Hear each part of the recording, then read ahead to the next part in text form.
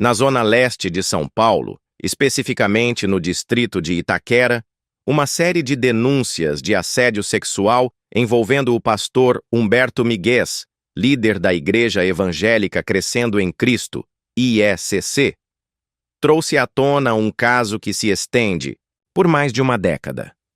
De acordo com relatos colhidos pela reportagem do portal Metrópolis, ao menos 4 mulheres decidiram contar suas histórias, apontando que foram assediadas sexualmente pelo pastor entre os anos de 2010 e 2024.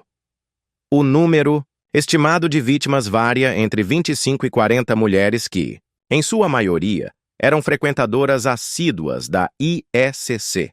Pelo menos 5 dessas mulheres já formalizaram boletins de ocorrência e parte das mensagens trocadas entre o pastor e suas vítimas foi acessada pela reportagem, algumas contendo confissões explícitas de conduta imprópria por parte do líder religioso. As vítimas, temendo represálias e movidas pelo sentimento de vergonha, pediram que suas identidades fossem preservadas. Muitas relataram que o pastor se aproximava delas em momentos de vulnerabilidade, como em processos de divórcio ou após experiências traumáticas dentro do casamento. Ele oferecia orações especiais e, em alguns casos, afirmava que era necessário ungir partes íntimas para quebrar maldições espirituais. Uma das mulheres contou que estava lidando com um processo de separação após o adultério cometido pelo marido.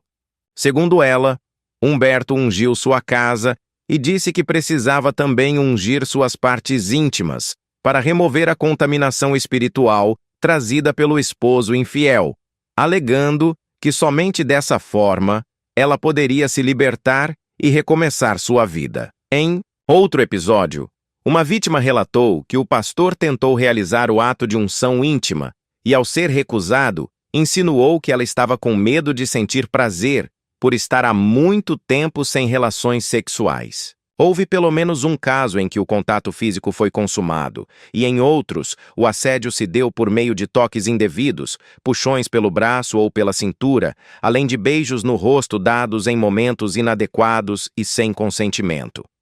As mulheres abordadas pelo pastor não seguiam um perfil específico, embora muitas estivessem em fases difíceis do casamento. Uma das vítimas era idosa, mãe de uma fiel que também recebeu propostas e avanços indesejados do pastor. A mulher idosa relatou dificuldades em expor o caso à filha, pois se sentia envergonhada e temia ter, de alguma forma, dado abertura para as investidas. Outra mulher entrevistada relatou que suas sobrinhas, adolescentes que frequentavam a IECC, e participavam de apresentações de dança nos cultos, também foram alvo de comportamento inapropriado do pastor. As meninas trocavam de roupa em uma sala da igreja onde, segundo Humberto, havia câmeras de segurança que não funcionavam. As vítimas, no entanto, suspeitam que o equipamento estivesse ativo. Em um dos relatos mais perturbadores, uma adolescente de 15 anos foi vista sem sutiã enquanto se trocava. Ao perceber a presença do pastor, pediu desculpas, e ele respondeu dizendo que poderia ver seu corpo por ser o líder espiritual dela. As mensagens trocadas com as vítimas, obtidas pela reportagem, mostram que o pastor frequentemente iniciava conversas com conotação sexual durante a noite, usando plataformas como o Facebook. Os elogios às roupas usadas pelas fiéis eram comuns. E com o tempo, ele passava a fazer perguntas íntimas. Para uma das mulheres, ele quis saber se ela estava usando calcinha fio dental durante o culto, e sugeriu que usasse roupas íntimas, maiores.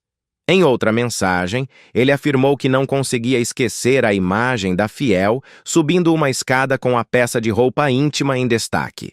Para aquelas que estavam se separando, perguntava se sentiam falta de sexo, e se eram satisfeitas por seus ex-maridos. Para uma fiel que ficou solteira por um período, o pastor quis saber com quantos homens ela se relacionou nesse intervalo, justificando o questionamento por ser seu pastor e líder espiritual. Em outra situação, ele exigiu que a mulher apagasse as mensagens e enviasse provas disso, para evitar que o marido tivesse acesso ao conteúdo. Algumas das vítimas permaneceram na igreja por mais de uma década. Nem todas foram assediadas ao longo de todo esse tempo, mas muitas começaram a ligar os pontos ao relembrar antigos relatos que não deram credibilidade no momento em que ouviram. Uma das vítimas admitiu que só acreditou nas denúncias quando ela própria passou por uma experiência semelhante.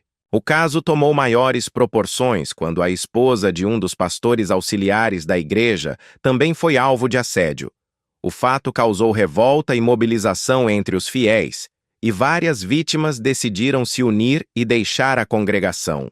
Um grupo delas procurou a delegacia para formalizar suas denúncias. Apesar da diferença temporal entre os casos, os sentimentos relatados pelas mulheres são bastante similares. Vergonha, culpa e dúvida sobre se, de alguma forma, poderiam ter incentivado o comportamento do pastor. Muitas delas disseram nunca ter desconfiado do caráter espiritual de Humberto Migués, a quem viam como um homem de Deus. Foi somente após se darem conta de que dezenas de mulheres haviam passado pela mesma situação que entenderam que estavam diante de um padrão de comportamento criminoso. A filha do pastor também procurou as vítimas após a repercussão do caso.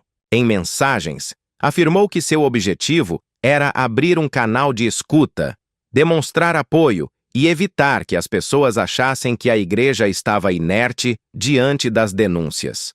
Ela disse que o pai havia sido afastado do púlpito, embora ainda frequentasse a igreja, e pediu perdão em nome da família e da instituição religiosa. Em uma das mensagens, declarou que acreditava que Deus sabia de todas as coisas e que tudo estava sob o controle do Senhor.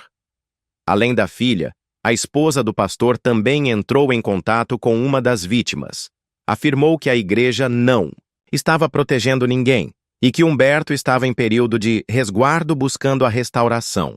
Até a publicação da matéria, o pastor não havia dado declarações públicas, afirmando que só se pronunciaria por meio de seu advogado, o que ainda não aconteceu.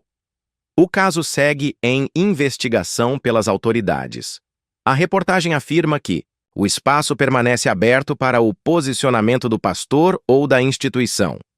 A comoção entre as vítimas evidencia a complexidade emocional envolvida em denúncias desse tipo, especialmente quando o acusado ocupa uma posição de poder e influência espiritual sobre seu